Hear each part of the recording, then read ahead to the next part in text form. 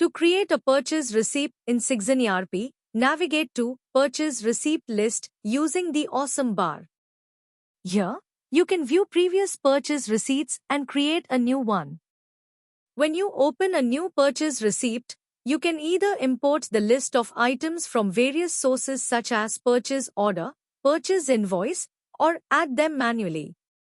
If you want to create a purchase receipt from a purchase order, select the supplier and go to Get Items From and select Purchase Order. A list of all purchase orders will pop up on the screen. Select the relevant orders and click on Get Items. Similarly, you can select Purchase Invoice if you want to create a purchase receipt from a purchase invoice.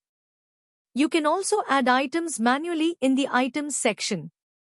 In the Items section, select the warehouse and add the items. Enter the quantity and adjust the rate if necessary. Enter the supplier delivery note number in the supplier delivery notes field. Taxes and charges will be calculated automatically. If a discount is applicable, enter it in the additional discount section.